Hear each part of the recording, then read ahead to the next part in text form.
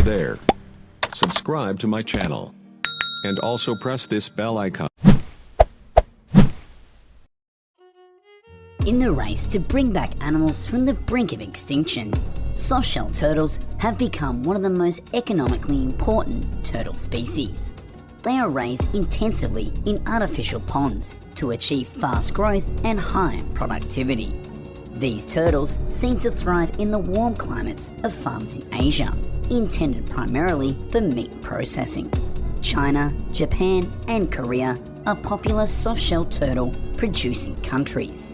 The reason for this is that the turtles are very valuable because they contain high nutritional content and have many beneficial effects for life. The meat of softshell turtles is considered a cure for fertility problems, cancer, and rheumatism. They are seen as a particularly popular delicacy in southern China. With strong consumer demand, Chinese farms raise 13 million turtles each year. Each farm has an area of at least 500 square meters. This ensures spacious living space for the turtles. Softshell turtles have an interesting and unique reproductive cycle. Females lay eggs 2 to 5 times a year. The number of eggs per laying can be up to 40 or 50 eggs. At this farm, there are around 7,000 baby turtles hatching every day. This is a truly impressive number. Softshell turtle eggs are placed in a tray. There is a layer of soil underneath to remove CO2 released from the embryo's metabolism. Incubation periods last around 60 to 90 days. However, under the influence of human intervention, the hatching time is reduced to only 30 to 40 days. After being harvested, baby turtles are placed in water tanks.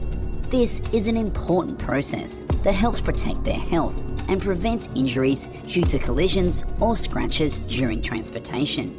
After hatching, the baby turtles are released into the pond. This is where they are allowed to grow naturally and healthily. Softshell turtles selected from containers containing baby turtles after 2 months of age must be uniform in size. Healthy turtles are raised in small tanks before being transferred to ponds. Grow-out ponds are 1 to 1.5 meters deep, and the mud layer on the pond bottom is maintained at around 10 to 20 centimeters. Farming ponds are often located near canals or rivers, so there is a continuous flow of fresh water into the pond. This maintains a minimum water level. The cage is built large enough for the softshell turtles to operate, and it has a slope that allows the turtles to crawl to the mainland to bask in the sun and find a place to nest.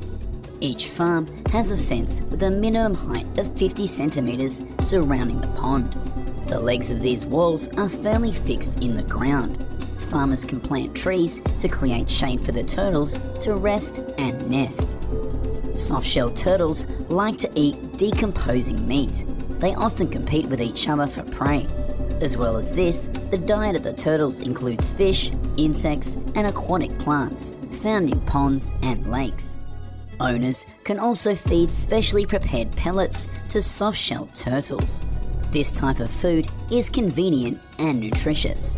Softshell turtles are fed 2 to 4 times a day, depending on their age. Food is presented on trays placed near the pond surface and monitored daily to ensure there is adequate food. Farmers avoid overfeeding turtles in order to minimize water pollution, which makes them susceptible to disease. After around 6 months, softshell turtles are sorted to avoid fighting. Males and females are separated when they reach around 500 grams. Softshell turtles are characterized by a slow growth rate. Usually their weight reaches 400 to 600 grams after a year. Under conditions of low stocking density, favorable food, and good management, their weight can reach 1 to 2 kilograms in just a year. Farmers regularly check cages and fences to minimize turtle escapes. Water changes are done weekly or when the water color becomes dark. At the same time, farmers avoid making noise and excessive handling of the turtles. This can scare them. Therefore, the mortality rate of softshell turtles raised in cement tanks is lower than that of turtles of extinction. Somehow, China has managed to turn this animal into a bright spot in the country's economic development.